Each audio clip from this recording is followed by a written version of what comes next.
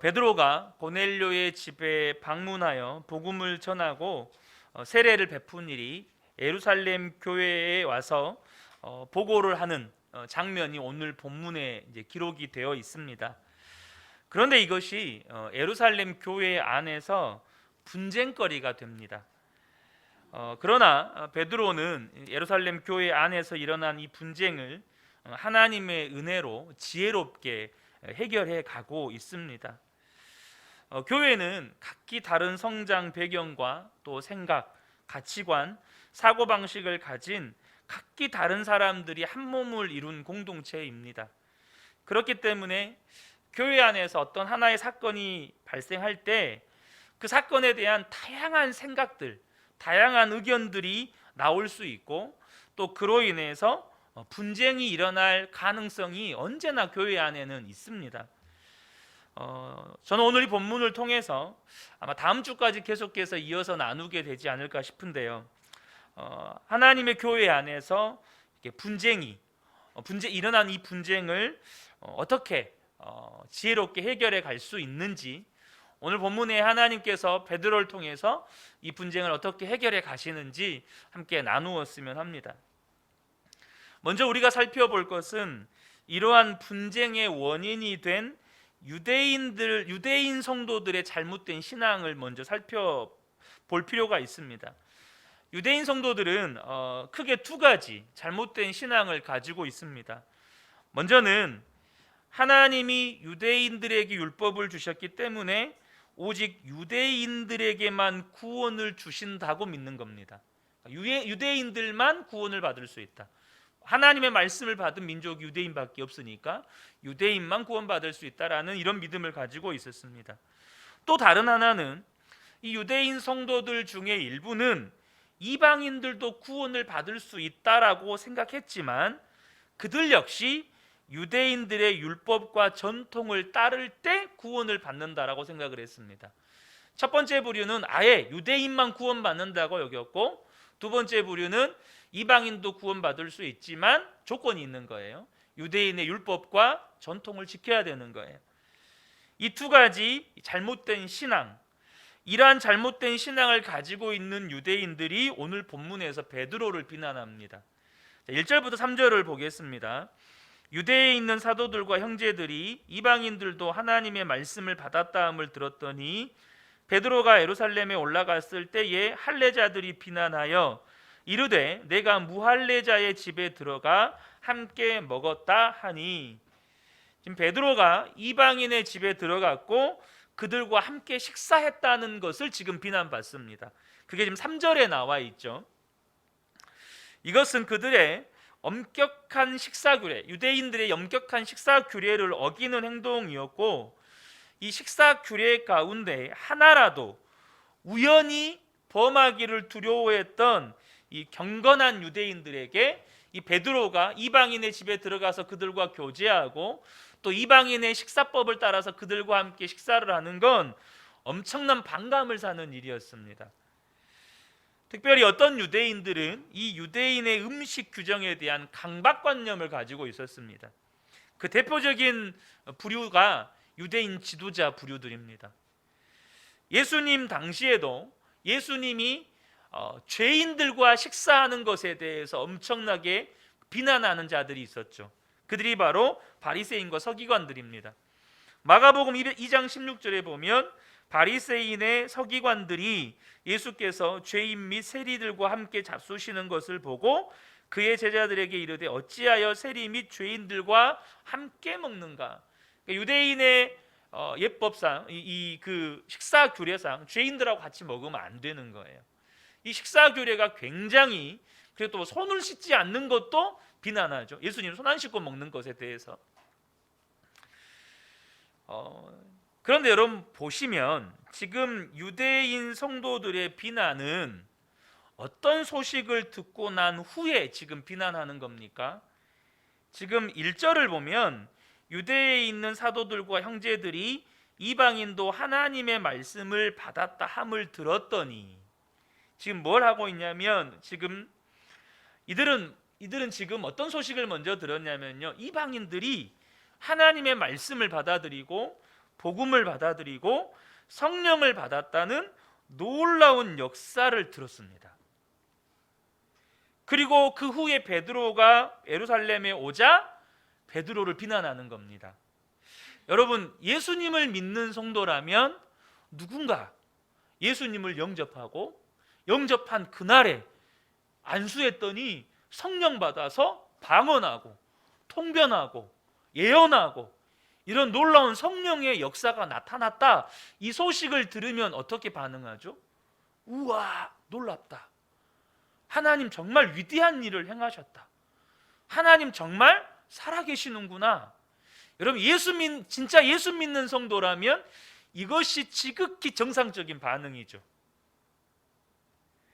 그런데 지금 유대인 성도들은 그들의 잘못된 신앙 때문에 눈이 가려져서 하나님이 역사하셨다는 걸 못 봐요.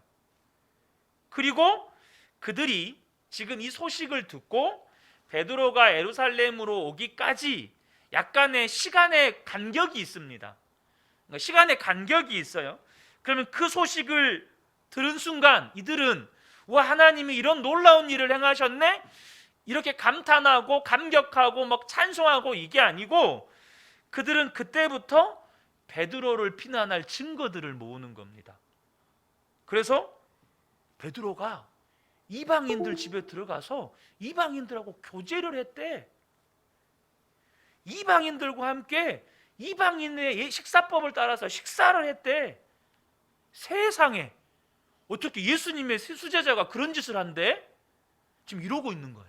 지금 우리는 이 이야기를 굉장히 가볍게 듣죠.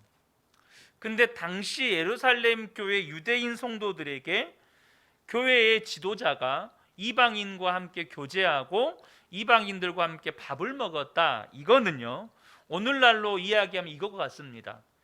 우리 교회가 속해 있는 정통 보수교단의 지도자가 세계 종교 통합운동 WCC에 동조하고 그래서 그 모임에 가서 무당들과 함께 구술하고 또 다른 그 종교인들하고 함께 교류를 했더라, 이 사건이 되는 겁니다. 그럼 여러분, 이것은 교회 헌법상 만약에 제가 그랬다면 저는 목사 면직됩니다. 지금 이런 문제가 예루살렘 교회에 지금 일어난 거예요. 여러분, 갈라디아서에 보면 베드로가 이방인들과 식사를 하다가 예루살렘에서 유대인 성도들이 왔다는 소식을 듣자마자 그 자리에서 일어나 버립니다. 그리고 그것이 심지어 바나바에게까지 영향을 줍니다. 그래서 바울이 베드로를 공개적으로 책망을 하죠. 여러분, 베드로가 왜 그랬을까요? 오늘 본문을 보면 베드로의 행동이 이해가 되기도 합니다. 예루살렘 교회에서 유대인 성도들한테 하도 뒤어버려가지고 이제는 자라보고 놀란 가슴 소뚜껑 보고 놀라는 거예요. 내가 이걸 또 우리 예루살렘 교회 성도들한테 들키면 무슨 곤욕을 치를지 몰라 하고 겁나가지고 벌떡 일어나 본 거죠. 이건 어디까지는 제 추측입니다. 그랬을 수 있다는 가정이에요. 그만큼 예루살렘 교회의 유대인들에게 지금 베드로가 이방인과 교제하고 이방인과 함께 식사하는 건 심각하게 받아들이는 문제였다는 거예요. 자, 이런 분쟁거리가 지금 교회 안에 생긴 겁니다. 우리가 오늘 이렇게 분쟁이 발생했을 때 그 분쟁을 어떻게 하나님의 방법으로 해결해야 하는가에 대해서 나눌 거예요. 먼저 생각해 볼 것은 분쟁이 일어났을 때 그 분쟁을 해결해 가는 것이 중요하죠. 하지만 분쟁이 일어나지 않도록 예방하는 것부터 우리가 생각을 해야 합니다. 분쟁이 일어나지 않도록 우리가 최선의 예방을 하는 게 필요해요. 여러분, 잘못된 신앙이요 한순간에 바뀌지 않습니다. 여러분, 30년 40년 잘못된 신앙을 가지고 있었는데 그 신앙이 하루아침에 바뀔까요? 아니요. 성령의 역사로 복음을 받아들일 수 있어도, 예수님을 나의 주 나의 하나님으로 받아들일 수 있어도 그 30년 40년의 잘못된 그 습관, 배어있는 몸의 육신의 습관은 쉽게 바뀌는 게 아니에요. 날마다 여러분 우리는 나를 십자가에 못 박아야 돼요. 근데 내가 가진 경험이나 혹은 가치관에 의해서 잘못된 신앙을 가지고 있더라도 분쟁을 줄일 수는 있어요. 최근에 제가 한 후배 목사님한테 전화를 받았어요. 근데 이게 북구에 있는 한 교회에서 부목사님으로 재직을 하다가 다른 교회로 이렇게 이제 옮기게 되었어요. 그런데 그렇게 교회를 옮기게 된 이유가 교회의 분쟁 때문이었습니다. 담임 목사님과 장로님들 사이에서 큰 분쟁이 일어나서 결국 교회가 둘로 쪼개졌습니다. 이게 최근 일입니다. 여러분 성도님들이 얼마나 많은 상처를 받았겠어요? 엊그제까지 형님 동생하고 지냈던 성도님들이 이렇게 쪼개지면서 원수지간이 돼버린 거예요. 그 분쟁 과정 가운데에서 노회와 또 세상 법정에서 재판을 하게 되었고, 심지어 한쪽은 교단을 탈퇴해버리고 또 예배당을 사수하기 위해, 그리고 상대 측 반대 측 성도들을 예배당 건물에서 쫓아내기 위해서 용역까지 동원을 한 거예요. 그래서 교회 인근 주민들에게 사이비 교회가 들어와서 동네를 시끄럽게 한다는 소문이 퍼져버렸어요. 얼마나 가슴 아픈 일입니까? 여러분, 이와 같이 이런 교회 안의 분쟁들이 수없이 한국 교회 안에 일어나죠. 그런 분쟁을 줄일 수 있는 방법을 먼저 성경은 소개합니다. 그 첫 번째가 뭐냐면 판단을 보류하는 겁니다. 자기 생각과 판단이 옳다고 믿고 상대방에 대하여 단정하여 결론 짓지 않는 겁니다. 여러분, 이스라엘 백성들이 사사시대 때 가지고 있었던 불신앙의 태도, 그게 뭐죠? 자기 소견에 옳은 대로 행하였더라. 내가 옳아. 내가 옳아.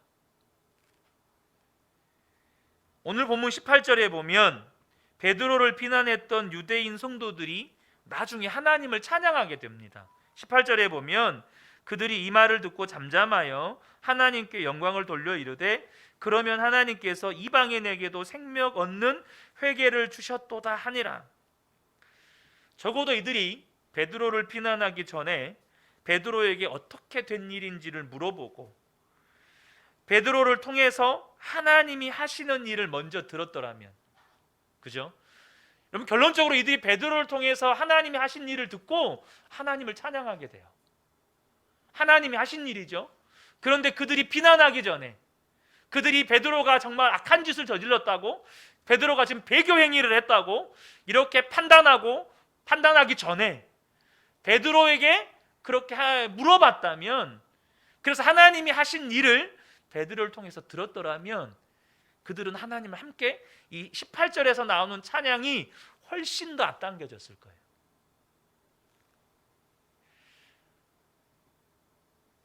여러분, 우리가 분쟁을 예방하기 위해서, 그래서 상대방에 대해서 판단을 보류하기 위해서 언제나 듣는 은혜가 필요해요. 듣는 은혜. 내가 판단한 게 옳아, 너는 틀렸어, 이거 하기 전에 듣는 은혜가 필요해요. 우리가 하나님의 말씀을 들어야죠. 그런데 언제나 우리가 그렇게 누군가를 판단하고 누군가를 분쟁할 때 누구를 비난하는 겁니까? 그 성도를 비난하는 거예요. 우리가 아셔야 돼요. 그 성도를 비난하는 것은 하나님을 비난하는 것이고, 또 나와 한 몸이기 때문에 또 나를 비난하는 거예요. 특별히 우리가 이 듣는 은혜가 필요한데요, 이 듣는 은혜가 필요할 때 우리가 조심해야 될 태도가 있어요. 그게 뭐냐면 요즘 세대들이 사용하는 신조어입니다. 답정너라는 신조어가 있어요. 답정너. 여러분 들어는 보셨죠? 답정너. 그게 뭐죠? 답은 정해져 있어, 너는 대답만 해. 이런 태도예요. 상대방이 무슨 대답을 하든 내가 정한 답으로 다 들리는 거예요. 이게 뭐죠? 내가 옳은 거예요. 내가 판단한 게 옳은 거예요. 상대방이 무슨 말을 하든 내가 판단한 대로 듣는 태도. 나는 다 알고 있다. 혹은 이것은 내 뜻대로 하겠다라고 말하는 교만과 불신앙에서 나오는 태도예요. 어떻게 하면 우리가 판단을 보류할 수 있을까요? 어떻게 하면 상대방에 대한 판단을 보류하고 듣는 은혜를 우리가 가질 수 있을까요? 그것은 사랑하면 판단이 멈춰집니다. 사랑하면 판단이 멈춰져요. 여러분, 한몸된 성도와 신앙생활을 하고 교회 생활을 할 때 그 사람의 잘못된 부분을 바로 잡아주는 것을 목표로 하지 말고 사랑하는 것을 목표로 삼으라는 말이에요.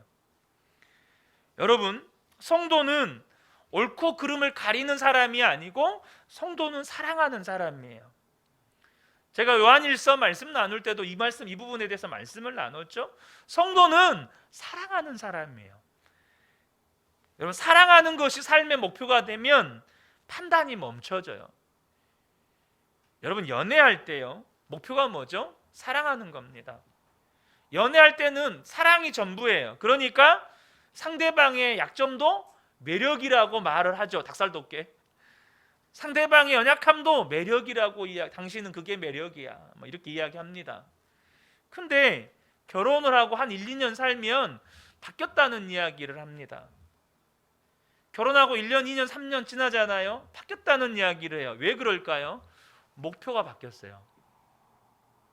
결혼 전에는요, 사랑하는 게 목표였어요. 결혼 후에는요, 잘 사는 게 목표가 돼요.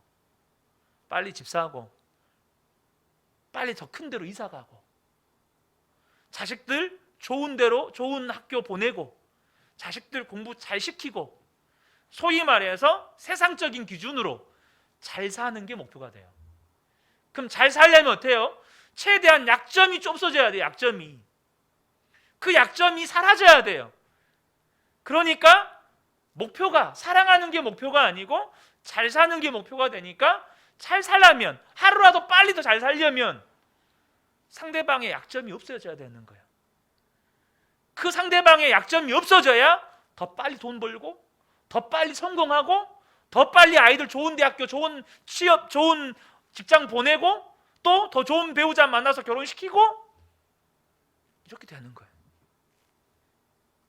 사랑하는 성도 여러분, 주님은 사랑하기 위해 오셨습니다. 사랑해서 오셨고 사랑하기 위해서 오셨습니다. 그 주님이 우리에게 당부하신 것이 너희도 서로 사랑해라. 여러분, 그냥 사랑하면, 사랑이 목표가 되면 약점은요, 더 이상 약점이 안 돼요. 오히려 약점은 더 사랑할 이유가 돼요. 우리가 수요일 날 나누었던 고린도전서 말씀처럼 더 연약한 것을 더 품어주게 돼요. 사랑하는 성도 여러분, 저는 저와 여러분이요, 우리 안에 잘못된 신앙들이 있어요. 목사인 저조차도 잘못된 신앙들이 있어요. 근데 중요한 건 잘못된 신앙은 당장 바뀌지가 않아요. 중요한 건 비록 우리가 잘못된 신앙을 가지고 있다 할지라도 복음을 우리가 포기하면 안 돼요. 십자가 복음을 포기하면 안 돼요. 그래서 저와 여러분이 기억하셔야 돼요. 비록 우리가 잘못된 신앙을 가지고 있어서 그 사람의 행동이 잘못된 것처럼 보일 수 있고, 내가 가진 기준에 의하면 저거는 정말 심각한 문제로 보일 수 있어요.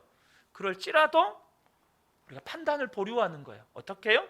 사랑하면 판단이 멈춰져요. 사랑을 목표로 삼으면 판단하려고 하는 내 자세에 브레이크가 걸려요. 브레이크가 걸리는 거예요. 자, 두 번째로 함께 좀 살펴보기를 원하는 것이, 이 두 번째는 이 분쟁의 원인이 되는 잘못된 신앙을 예방하기 위한 방법이기도 해요. 그것이 뭐냐면 하나님의 모든 말씀을 그대로 받아들이는 거예요. 하나님의 말씀을 그대로 수용하는 거예요. 이게 무슨 말이냐면, 8절에서 10절을 다시 한번 보겠습니다. 내가 이르되 주님 그럴 수 없나이다. 속되거나 깨끗하지 아니한 것은 결코 내 입에 들어간 일이 없나이다 하니 또 하늘로부터 두 번째 소리가 있어 내게 이르되 하나님이 깨끗하게 하신 것을 네가 속되다 하지 말라 하더라. 이런 일이 3번 있은 후에 모든 것이 다시 하늘로 끌려 올라가더라. 지금 당시 유대인 성도들은 구약 성경에 기록된 특정한 약속의 말씀들이 그리스도 안에서 어떻게 성취되었는지 이해하고 받아들였어요. 하지만 구약의 다른 약속의 말씀들 중에는 간과한 것들이 있어요. 그러니까 어떤 약속의 말씀들은 그래 예수 그리스도 통해서 다 이루어졌어. 예수님이 우리의 메시아야. 예수님이 약속의 이사야 말씀에 기록된 우리의 메시아야. 이게 받아들인 거예요. 근데 어떤 말씀들은 못 받아들이고 그냥 간과해 버리는 거예요. 8절에서 10절의 말씀은 그 모습을 보여주는 겁니다. 지금 하나님이 깨끗하게 하신 것을 속되다고 하지 말아라. 이 말은 하나님은 깨끗하다고 하셨는데 그들은 여전히 그것을 속되다고 여기는 그런 잘못된 신앙을 가지고 있는 거예요. 지금 이것은 직접적으로는 그들이 가지고 있는 식사규례에 대한 율법을 지금 지목하는 것이지만 이것은 앞서도 나눈 당시 유대인 성도들이 가지고 있었던 잘못된 신앙의 모습을 지칭한 모습을 말씀하시는 거예요. 여러분, 하나님께서 성경 전체를 통해서 주님의 복음이 모든 민족에게 증거될 것이라고 말씀하셨어요. 이것은 신약에 들어와서 새롭게 주신 말씀이 아니고 구약 때부터 하나님께서 계속해서 말씀하셨어요. 딱 2구절만 보겠습니다. 창세기 12장 3절 너무 잘 아시죠? 아브라함에게 주신 약속의 말씀이에요. 뭐라고 말씀하시죠? 너로 말미암아 땅의 모든 족속이 복을 얻을 것이다.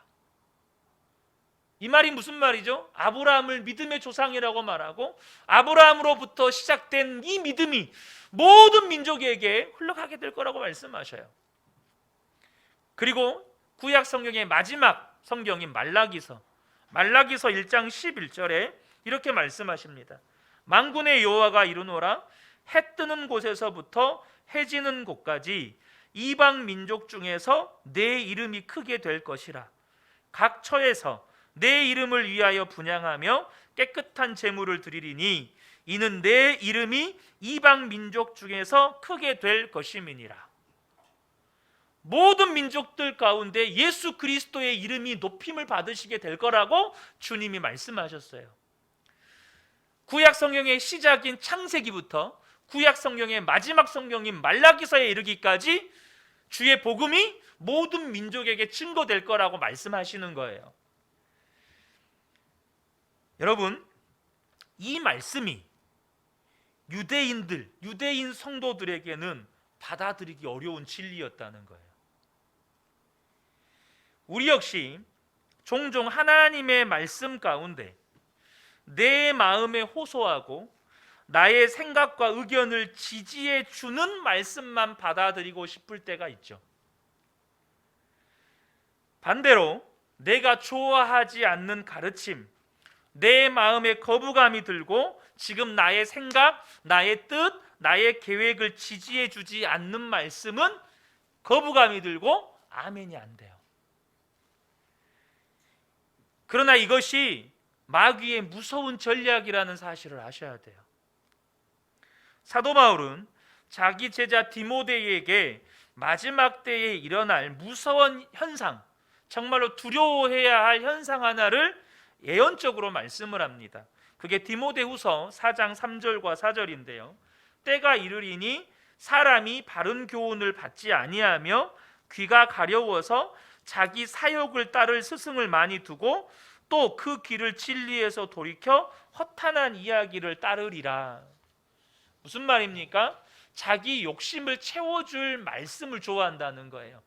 자기 뜻과 자기 계획과 자기 욕망에 부합되는 말씀, 그러한 가르침에는 사람들이 열렬히 환호하는데 자기가 듣기 불편하고 자기의 계획과 뜻을 부정하고 내가 원하는 것을 지지해 주지 않으면 그 말씀은 거부한다는 거예요. 그리고 그렇게 내 귀를 기쁘게 해줄 스승만 찾는다는 거예요. 마지막 때에 마귀가 성도들 사이에 무섭도록 역사하는 전략이 뭐냐면 말씀을 자기 욕심을 따라 듣게 만든다는 겁니다. 말씀을 자기 육신의 소욕을 따라 듣게 만든다는 거예요. 사단이 하와를 유혹할 때 쓴 전략이 바로 이 전략입니다. 너 왜 하나님의 말씀에 다 순종하려고 그래? 너도 선악과는 먹어보고 싶잖아. 너의 인생의 주인은 하나님이 아니고 너라니까.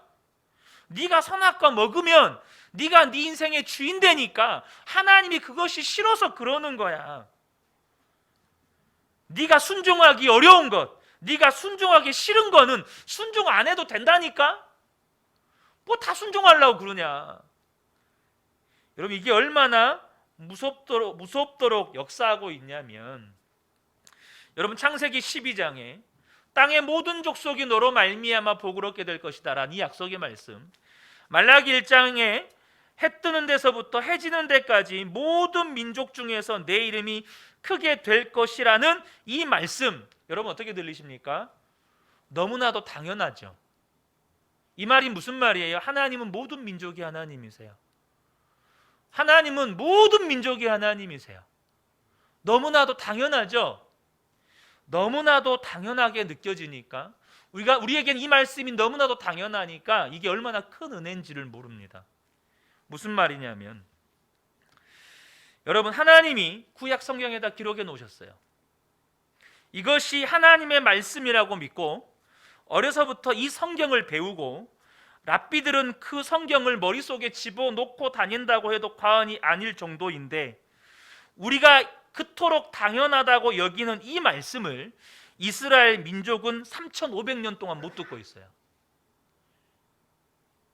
이 말씀이 너무나도 당연한데 이스라엘 민족은 3,500년 동안 하나님이 모든 민족의 하나님이라는 말씀이 안 들려요. 물론 그 중에는 하나님께서 은혜 베푸셔서 예수님을 주님으로 고백하고 주님께 돌아온 구원받은 백성들이 있죠. 그러나 여전히 대다수의 유대 민족은 3,500년 동안 이 말씀이 안 보여요.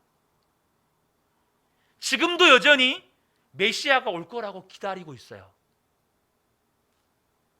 얼마나 사단이 강력하게 역사했으면, 분명히 복음은 유대 민족으로부터 시작했고 유대 민족으로 말미암아 모든 민족에게 복음이 흘러가기 때문에 그렇게 하나님께서 사용하시려고 최초로 택한 민족, 그렇게 하나님께서 새롭게 지은 민족이기 때문에 사단이 그 유대 민족을 정말로 다 지옥 가게 만들려고, 하나님의 구원 계획을 정말로 말살시켜 버리려고 그렇게 강력하게 역사한 것도 있어요, 사실.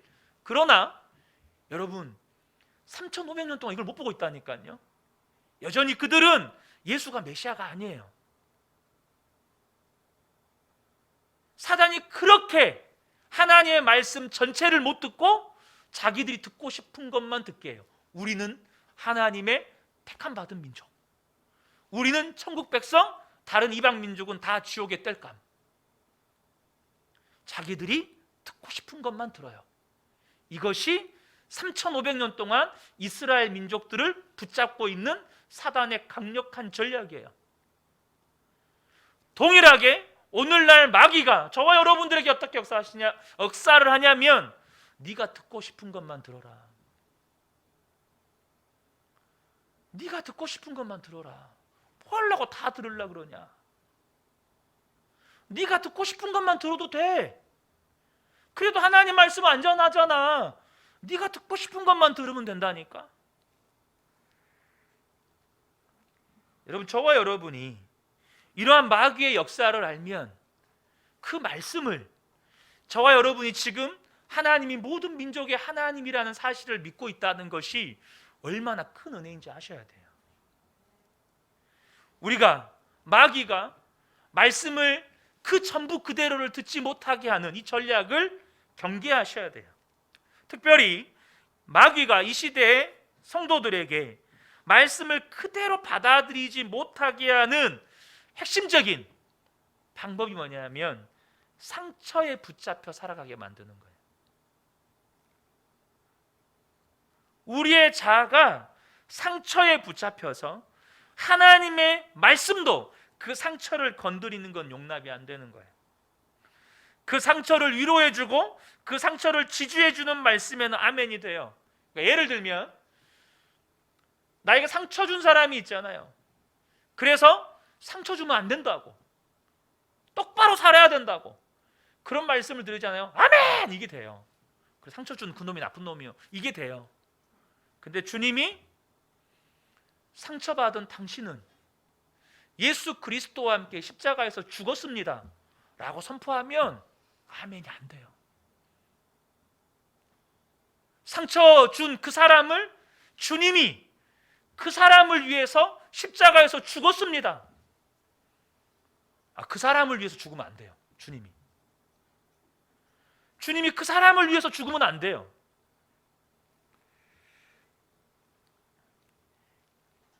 여러분, 상처받은 내가 그리스도와 함께 십자가에서 죽었다, 이 진리에 아멘이 되시나요?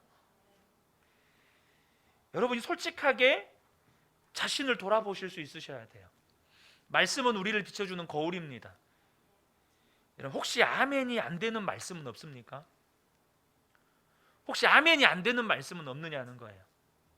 고린도후서 1장 20절에 하나님의 약속은 얼마든지 그리스도 안에서 예가 되니 그런즉 그로 말미암아 우리가 아멘하여 하나님께 영광을 돌리게 되느니라.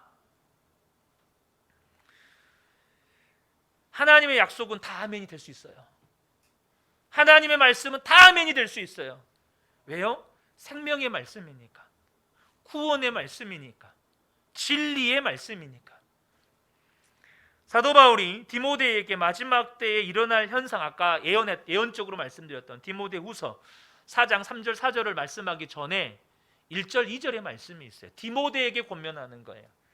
1절 2절을 뭐냐면 하나님 앞과 살아있는 자와 죽은 자를 심판하실 그리스도 예수 앞에서 그가 나타나실 것과 그의 나라를 두고 엄히 명하노니.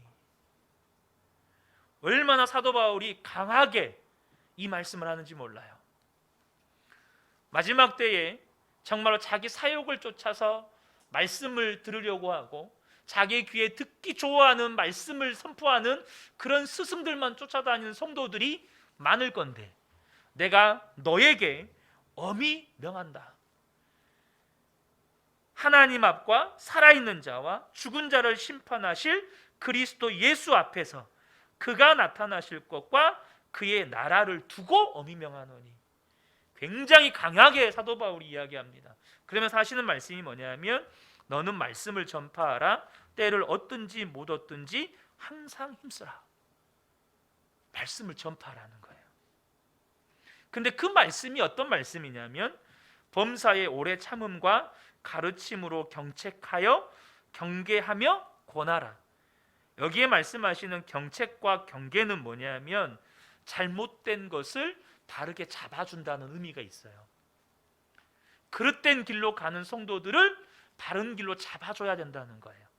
다른 성경에는 꾸지람으로 돌이키게 하라고 번역이 돼 있어요. 그러니까 듣기 싫어하는 말씀도 하나님의 말씀이라면 선포해야 된다는 거예요. 사랑하는 성도 여러분, 제 기도 제목이고 목사로서 그 은혜교회를 섬기는 저의 마음의 갈망이기도 합니다. 뭐죠? 말씀을 말씀대로 전하는 거예요. 말씀을 말씀대로 전하는 건 저의 책임과 의무입니다. 그러나 말씀을 말씀대로 듣는 건 여러분의 책임과 의무입니다. 우리가 하나님 앞에 서면 두 가지 부분에서 반드시 점검받을 거예요. 저는 너 말씀을 말씀대로 선포했느냐? 그리고 너는 선포한 말씀대로 순종하며 살았느냐? 이거 하나님 앞에 점검받을 거예요. 여러분은요? 너는 말씀을 말씀대로 들었느냐? 그리고 선포된 말씀대로 순종하며 살았느냐? 두 번째 건 다 똑같아요. 그냥 저의 부르심은 말씀을 가르치고 선포하는 거니까 말씀을 말씀대로 선포했느냐고 물어보실 거예요. 여러분은요? 너 말씀을 말씀대로 들었니? 너 모든 말씀에 아멘 했니? 이거 물어보실 거예요. 여러분, 하나님 앞에서 제가 정직하게 정말로 그런 마음의 소원함이 있습니다.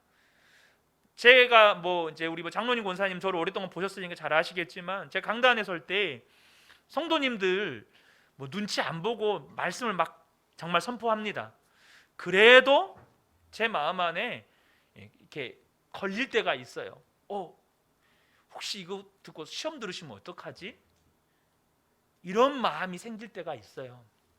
물론 제가 늘 말씀 앞에서 정직하게 또 저의 어떤 사심을 철저하게 배제하고 성령님께 붙들려서 그렇게 말씀을 선포해야겠지만, 제 마음 안에 그 은혜교회 강단에 서서 말씀을 선포할 때 오직 하나님께만 제가 집중하고, 오직 하나님이 말씀하라고 선포하라고 하신 모든 말씀을 어떤 장애물도 없이, 어떤 거리낌도 없이 마음껏 선포되어지는 강단이 되기를 간절한 소망이 있습니다.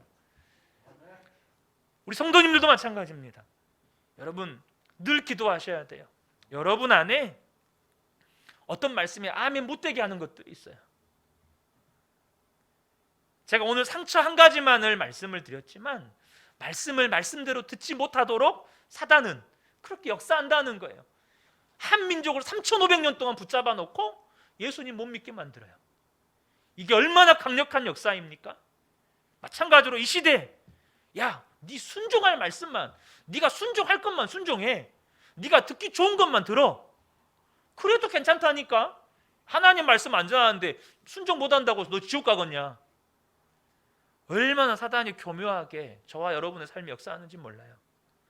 여러분, 속으시면 안 돼요. 여러분, 거기에 타협하시면 안 돼요. 적어도 말씀 앞에 우리가 정직하셔야 돼요. 선포하는 저나 듣는 여러분이나 말씀 앞에 정직하게 서셔야 돼요. 적어도 우리가 이 믿음 한 가지는 회복하셨으면 좋겠어요. 무슨 믿음이냐면, 하나님의 모든 말씀은 나를 살린다. 여러분, 이건 믿으시죠? 어떤 말씀이든지 하나님의 모든 말씀은 나를 살린다. 이것이 당장 나를 아프게 하고 내 마음을 고통스럽게 하고, 때로는 내 안에 있는 더러운 쓴뿌리나 내 속에 있는 더러운 오물들을 막 들추어낼지라도 이 말씀은 반드시 나를 살린다. 그리고 그렇다면 나는 아멘이다. 당장 주님, 내게 믿음이 없어서 이 말씀이 믿어지지 않지만 주님 아멘입니다. 이 믿음만은 회복되기를 원합니다.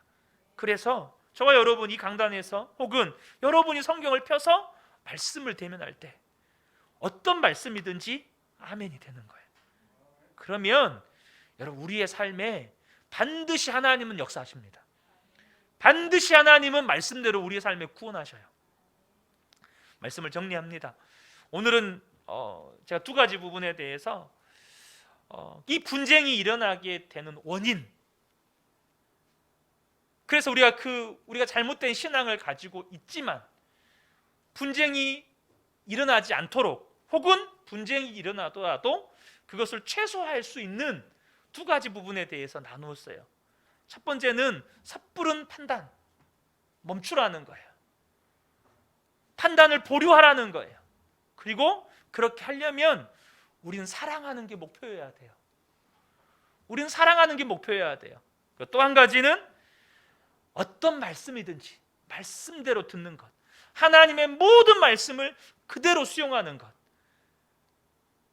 여러분, 그러려면 적어도 저와 여러분 안에 하나님의 말씀은 어떤 말씀이든지 나를 살린다, 이 믿음이 회복되셔야 돼요. 이 밤에 함께 예배하는 우리 모든 성도님들 안에 이 믿음, 또 이 은혜가 회복되시기를 주님의 이름으로 축복합니다. 아멘.